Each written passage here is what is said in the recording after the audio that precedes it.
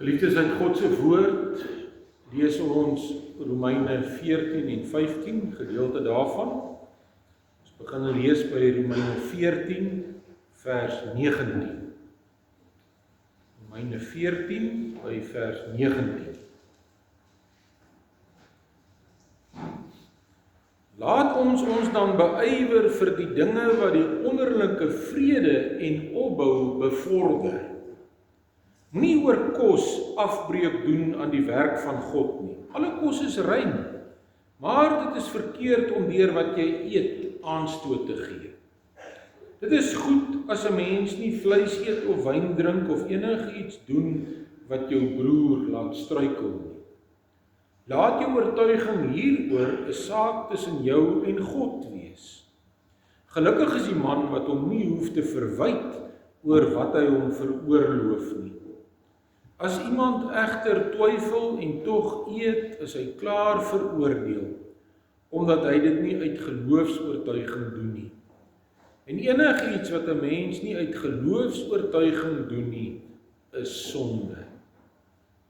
Op ons wat sterk is in die geloof, rus die verpligting om die swakhede te verdra van die wat nie sterk is nie. Ons moenie aan onsself dink nie. Elkeen van ons moet aan ons naaste dink, aan wat vir hom goed is en wat hom in die geloof kan opbou. Christus het immers ook nie aan homself gedink nie, inteendeel. Dit was met hom soos daar geskrywe staan, die beledigings waarmee mense u beledig, het op my neergekom. Alles wat vooraf in die skrif opgeteken is tog opgeteken om ons te leer, sodat ons deur die standvastigheid en bemoediging wat die skrif ons gee, vol hoop kan wees. En mag God, die bron van alle standvastigheid en bemoediging, gee dat julle eensgesind onder mekaar sal wees, soos Christus Jesus dit wil hê. Dan kan julle almal eensgesind uit een mond lof toebring aan God, die Vader van ons Here Jesus Christus. Ons teks is dan Romeine 15 vers 4. Alles wat vooraf in die skrif opgeteken is tog opgeteken om ons te leer, sodat ons deur die standvastigheid en bemoediging wat die skrif ons gee, vol hoop kan wees.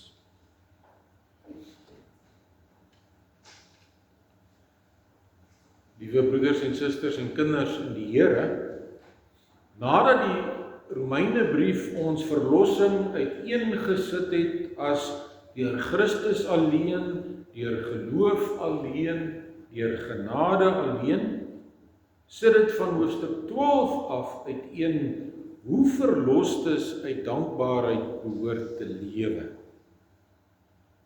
En Romeine 15 bou voort op Paulus se oproep in Romeine 14 dat gelowiges mekaar in liefde moet verdra. Die sterk gelowiges moenie hulle eie belange voorop stel nie, maar die swakkes dra. Christus self is die hoogste voorbeeld van selfopofferende liefde. En die hoofstuk beklemtoon verder die eenheid in Christus tussen Joodse gelowiges en gelowiges uit die heidene. In dit alles word die rol van God se woord beklemtoon. Ons teks fokus op geloofskennis, hoop op die Here, volharding in die geloof en bemoediging wat net God kan gee. En as ons mooi oor hierdie dinge dink, dan besef ons, dit is alles dinge waaraan daar 'n groot tekort in die wêreld is. Die wêreld waarin ons leef. Ja, mense weet nie meer wie God is nie. Mense weet nie meer wat God van hulle verwag nie. Mense het nie genoegsame geloofskennis nie. Mense hoop nie meer op die Here nie. Baie het al alle hoop verloor of hulle hoop op hulle self of iets anders. Mense volhard nie meer in die geloof nie en raak sommer maklik afvallig. Hulle dien die Here nie meer met toewyding nie. Mense raak deesdae ook maklik moedeloos. Hulle het geen vaste anker waaraan hulle kan vashou nie en raak dan wanhoopig. Die waarheid is egter baie duidelik uit ons teks. Mense se houding teenoor die lewe word grootliks deur hulle siening van die Bybel beïnvloed. Hoor maar wat sê ons teks. Alles wat vooraf in die skrif opgeteken is tog opgeteken om ons te leer, sodat ons deur die standvastigheid en bemoediging wat die skrif ons gee, vol hoop kan wees. Lees dit weer. Alles wat vooraf in die skrif opgeteken is tog opgeteken om ons te leer, sodat ons deur die standvastigheid en bemoediging wat die skrif ons gee, vol hoop kan wees. Die 2020 vertaling lees: alles wat vroeër opgeteken is tog vir ons tot lering opgeteken, sodat ons hoop kan hê deur die volharding en bemoediging wat ons uit die skrif ontvang. Verkeerde siening van die Bybel sal maak dat jy jou nie deur die skrif laat leer of wil laat leer nie. En dan het jy 'n groot gebrek aan geloofskennis, dinge wat jy nodig het om te weet, om 'n mens te kan wees soos God dit bedoel het. En gebrek aan sulke geloofskennis veroorsaak 'n hele kettingreaksie. As jy jou nie deur die Bybel laat leer nie, dan sal daar geen vaste hoop meer in jou lewe wees nie. Alles sal donker en vooruitsigloos en hopeloos wees. En sulke mense gryp dan na enige kruk om hulle regop te hou, soos drank of dwelms of 'n onsedelike lewe of wat ook al. Sonder God se krag wat ons uit die woord put, is daar dus ook geen volharding in jou lewe nie. Geen vaste fundament waarop jy jou lewe kan bou nie. Dan sal jy geen integriteit of eerlikheid of betroubaarheid of bestendigheid in jou lewe hê nie. Jy sal rondval en wisselvallig wees in al jou doen en late. Jy sal dikwels as dit effens swaar gaan, sommer gou tou opgooi. Daar sal ook geen blywende bemoediging in jou lewe wees nie. Die geringste krisis sal jou onderste bo slaan. Jy sal geen moed vir die toekoms hê nie en niks sal vir jou sin maak nie. Liefdes, dit alles kan regkom waar mense hulle deur die woord van God laat leer. Ons teks sê mos, alles wat vroeër opgeteken is tog vir ons tot lering opgeteken, sodat ons hoop kan hê deur die volharding en bemoediging wat ons uit die skrif ontvang. Alles wat vooraf in die skrif opgeteken is tog opgeteken om ons te leer. Dit is die gesindheid waarmee ons die Bybel moet beskou. In sy groot genade het God sy woord vir my laat opteken, om my te leer, om my te onderrig, om my die pad te wys. En daarom moet ek die Bybel sien as God se woord, wat meer gesag het as mense se woord, ook meer gesag het as my eie woord. En daarom moet ek die gesindheid hê van 'n leerling, wat hom laat leer, deur die groot leermeester. En nie die verwaande gesindheid van ek weet beter as die Bybel nie. Nee, ek moet altyd onthou dat God sy woord gegee het om my te leer. Ek is die leerling. Hy is die leermeester en nie andersom nie. En daarom moet ek ook leerbaar wees. 2 Timoteus 3 vers 16 en 17 sê, die hele skrif is deur God geïnspireer en het groot waarde om in die waarheid te onderrig, dwaling te bestry, verkeerdhede reg te stel en 'n regte lewenswyse te kweek, sodat die man wat in diens van God staan, volkome voorberei en toegerus sal wees vir elke goeie werk. Ek moet my dus deur die woord laat leer en laat toerus. Dit is immers waarvoor God dit vir ons vooraf laat opteken het. En ek moet daarna smag om hierdie woord te hoor en daardeur geleer te word. Ons teks sê immers dat ons vol hoop kan wees as ons deur die skrif laat leer. Alles wat vroeër opgeteken is tog opgeteken vir ons tot lering, sodat ons hoop kan hê. Christelike hoop in die Bybel is iets wat vas en seker is. Om vol hoop te wees is baie meer as om net optimisties te wees. Om vol hoop te wees is om vas en seker te wees, te weet dat jy aan God behoort, omdat Jesus Christus jou met sy bloed gekoop het en verlos het van die sonde en die dood. Om vas en seker te weet dat God, jou almagtige hemelse Vader, elke oomblik van die dag of die nag by jou is en alles vir jou ten goeie laat meewerk. Om vol hoop te wees beteken om te weet dat alles hier op aarde nie sonder enige doel of rigting gebeur nie, maar dat dit alles sal uitloop op die wederkoms van ons Here Jesus Christus. En God se koningskap sal dan onbetwis wees. Ons is dus 'n kerk met 'n toekoms. Ons kan hoop hê want daar wag 'n heerlike vooruitsig op ons.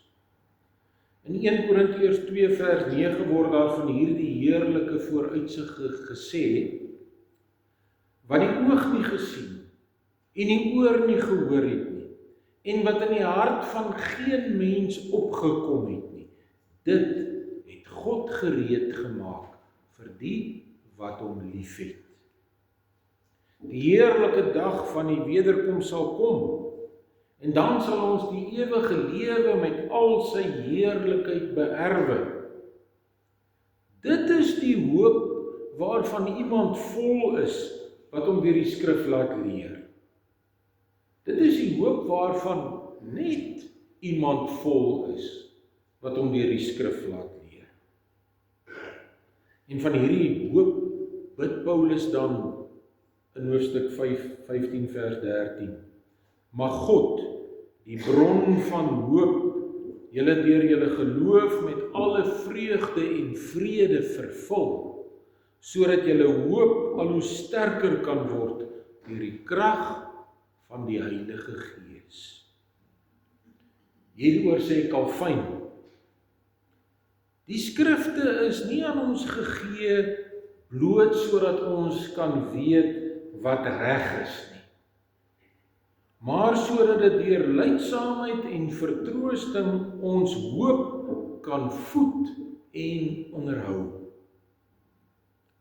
Sodra ek my deur die woord laat leer, sal daar ook volharding in my lewe inkom. Hierdie woord volharding kan ook vertaal word met deursettingsvermoë of standvastigheid of bestendigheid. Iemand wat hom deur die woord laat leer, weet mos dat God in beheer is, dat hy alles vir ons ten goeie laat meewerk, dat niks of niemand ons van sy liefde kan skei nie, of uit ons uit die hand van God kan ruk nie. So iemand weet mos dat sy eindbestemming vasstaan. Die ewige lewe saam met God, omdat Jesus Christus daarvoor betaal het. Dit is ware hoop wat ons net uit die woord kan kry.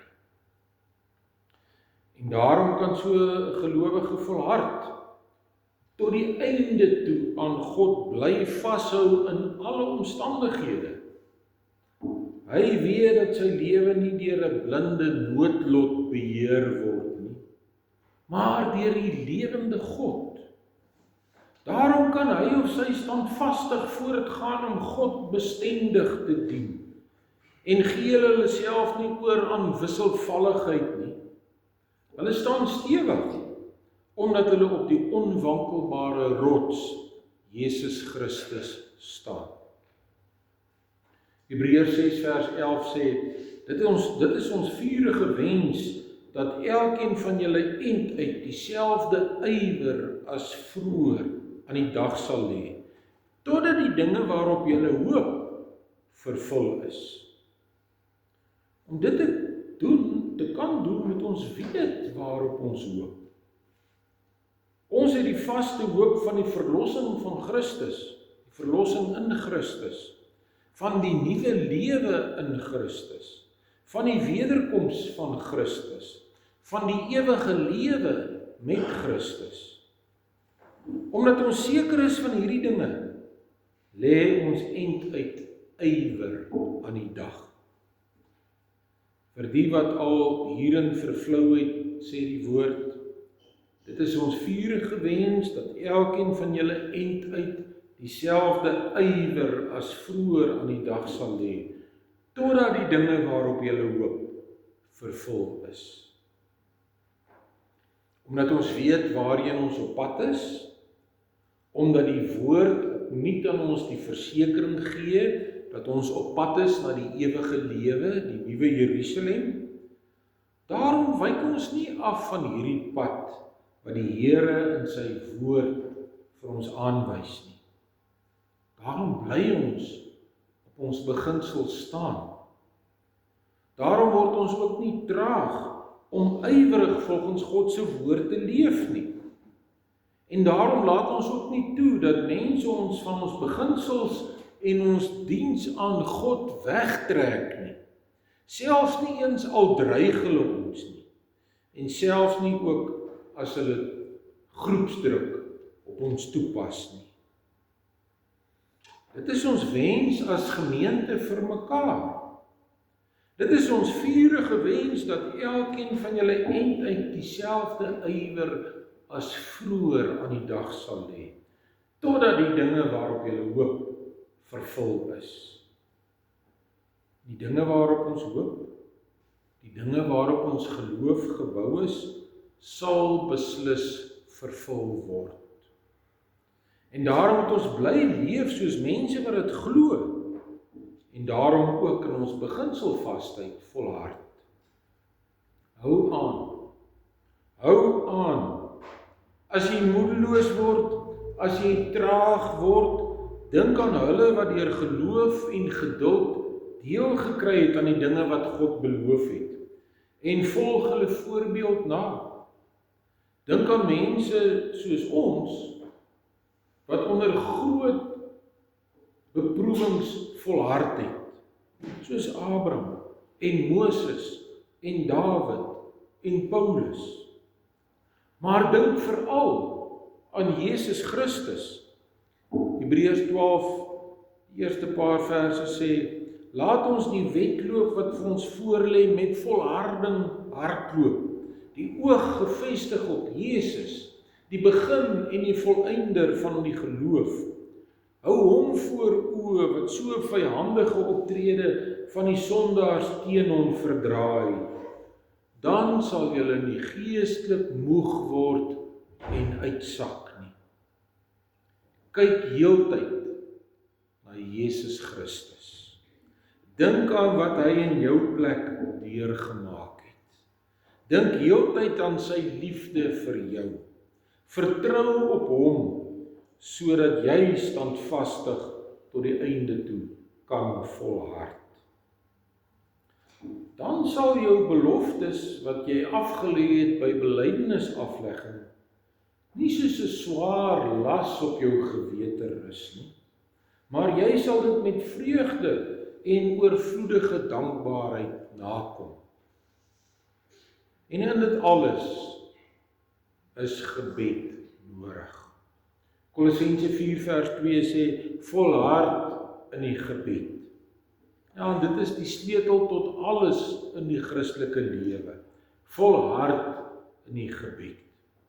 Gebed is die kanaal wat God gekies het, waardeur hy krag in bang en twyfelende en wanhopige harte uitstort. Daarom gee hy aan ons die duidelike opdrag, volhard in die gebed. Ons moet daarmee aanhou. Ons moet gedurig bid. Ons moet sonder ophou bid.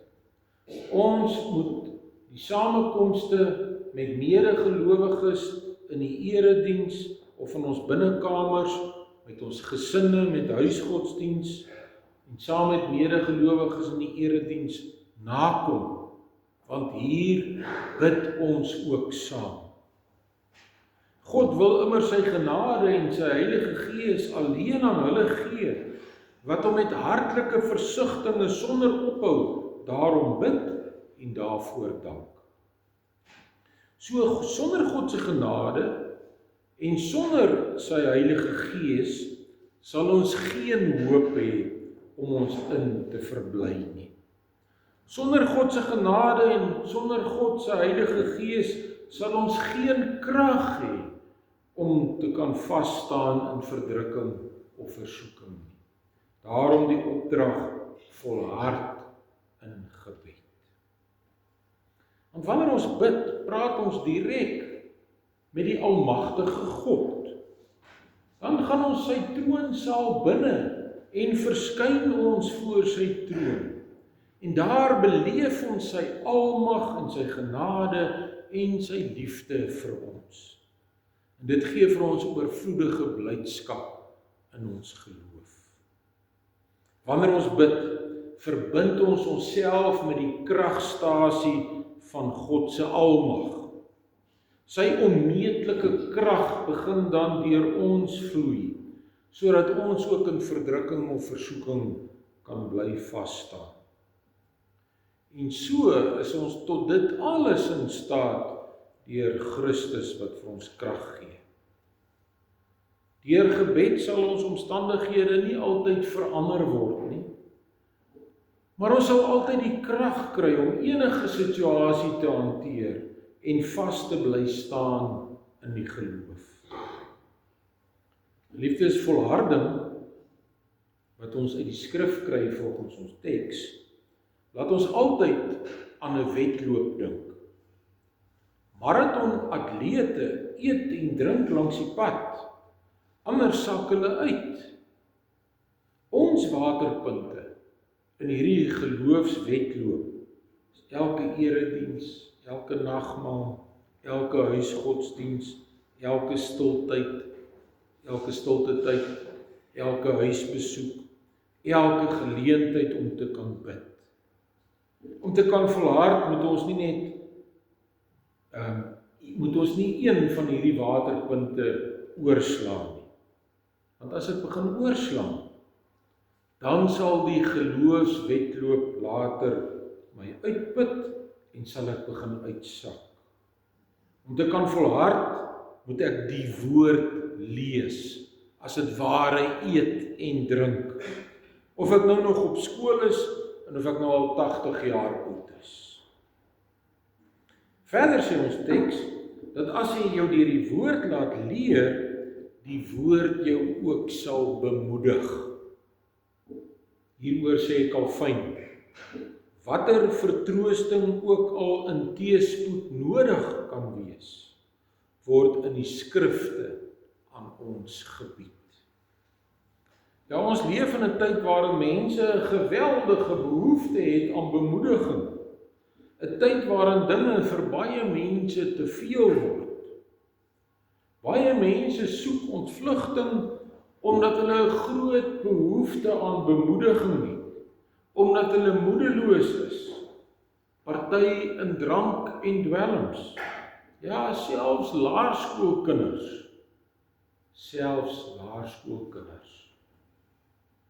Ander koop weer spandabelrig om te ontvlug. Ander weer sonder hulle af, of onttrek hulle van alles en almal. Sommige soek ontvlugting in hulle werk, die sogenaamde werksverslaafdes. Ander weer jaag genot en plesier na. Party soek ontvlugting in 'n buiteegtelike verhouding. En hierdie ontvlugtingsoekery hou jou aan die hardloop en gun jou geen rus nie. Want jy is nooit tevrede met die hier en die nou nie. En dit veroorsaak net nog meer spanning. Spanning in die huis, spanning in die werkplek, spanning in die skool, egskeidings, familietwiste, werksdruk, prestasiedruk. Dit maak mense moedeloos. Daarteenoor, as 'n mens jou deur die skrif laat leer, word jy daardeur bemoedig en kry jy rus en kalmte. Die rus en kalmte waarna elke mens smag. Die rus en kalmte van 'n kindjie wat by sy ma tevredenheid gevind het. Dieselfde rus en kalmte en tevredenheid kan ons ook vind. Hoe is dit moontlik? Waar kry ons dit? Antwoord is in ons teks. Alles wat vroeër opgeteken is tog vir ons tot lering opgeteken, sodat ons hoop kan hê, deur die volharding en die bemoediging wat ons uit die skrif ontvang. Ja, God bemoedig ons deur sy woord. Hoor maar hoe bemoedig die skrif ons met die volgende gedeeltes. Jakobus skryf in hoofstuk 1. My broers, julle moet baie bly wees wanneer allerlei beproewings oor julle kom. Want soos julle weet, as julle geloof die toets deurstaan het, stel dit julle in staat om te volhard. En die volharding moet einduit volgehou word, sodat julle tot volle geestelike rypheid kan kom, sonder enige tekortkoming. Julle moet baie bly wees wanneer allerlei beproewings oor julle kom. En in 2 Korintiërs 4 vers 16 en 17 lees ons, om hierdie rede word ons nie moedeloos nie. Al is ons uiterlik besig om te vergaan, innerlik word ons van dag tot dag vernuwe. Ons swaar kry in hierdie lewe is maar gering en gaan verby, maar dit loop vir ons uit op 'n heerlikheid wat alles verreweg oortref en wat ewig bly. Dit op sigself is al genoeg rede om bly te wees oor swaar kry. God maak jou geestelik nuut deur swaar kry. Selfs al voel dit vir jou, jy is uiterlik besig om te vergaan. Hy gee ook die versekering dat die swaar kry sal uitloop op die heerlikheid van die ewige lewe. En so bemoedig hy ons deur sy woord. In Hebreërs 12 vers 7 tot 8 lees ons, verdra die tug as opvoeding, want God behandel julle as sy kinders. Is daar miskien 'n kind wat nie deur sy vader getug word nie? As julle nie getug word soos al die ander nie, dan is julle nie werklik sy kinders nie. Swaar kry dis juis bewys daarvan dat God my as sy kind behandel. Dat hy my nie vergeet nie. Dat hy nog moeite met my doen om my geestelik te versterk. Liewe gemeente, dit is maar enkele tekste uit die skatkis van die woord van God wat ons bemoedig. As ons so oor swaar kry dink soos wat die Bybel ons leer, dan sal ons dit reg kry om nie in moedeloosheid te verval nie, maar om ons te verheug om baie bly te wees wanneer allerlei beproewings oor ons kom, om te juig oor God se genade wat ons regop hou in die swaar kry. God se genade wat altyd genoeg is, om te juig oor die geestelike groei wat saam met die swaar kry kom, om te juig oor God wat ons nie vergeet nie, maar wat in sy ewige trou moeite met ons doen. Dit is die bemoediging wat die skrif inbring in mense se lewens, mense wat hulle deur die skrif laat leer. Die Bybel, God se woord, die skrif, is dus die Heilige Gees se instrument om hoop te skep, geloof te versterk en sy kinders deur alle beproewings tot die ewige lewe te dra. As ons in die skrif verdiep, as ons deur die Bybel laat leer, dan sal ons vol hoop wees deur die volharding en die bemoediging wat ons uit die skrif ontvang. God se Gees werk immers deur sy woord. Mag die Heilige Gees hierdie besef en hierdie vrug in ons almal vestig en ons hiervoor aanmoedig. Die woord is immers die swaard van die Gees. Hoe gaan u nou die manier van Bybel lees verander? Amen. Kom ons dank saam.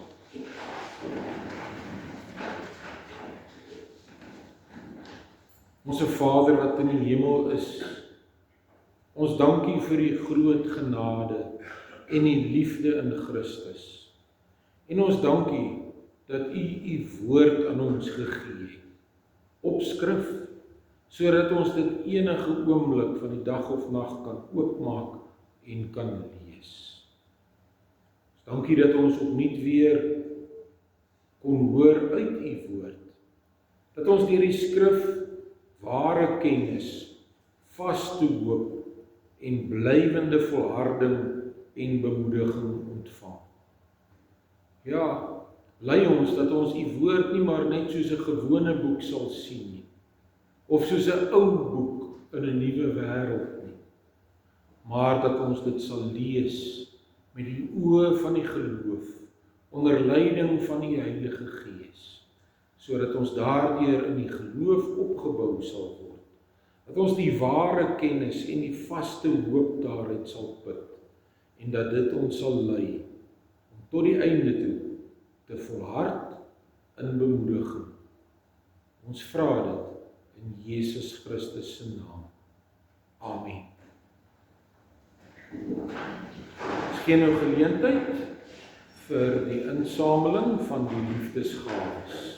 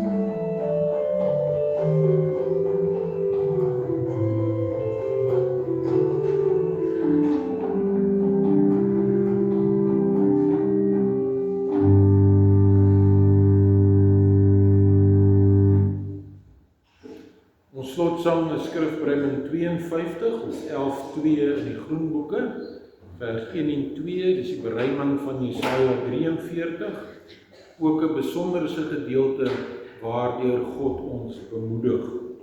O Jakob, hoor nou luister, o Israel, gee ag, so sê jou Here, Skepper, jou Maker in sy krag, jy hoef nie bang te wees nie, want jy behoort aan my.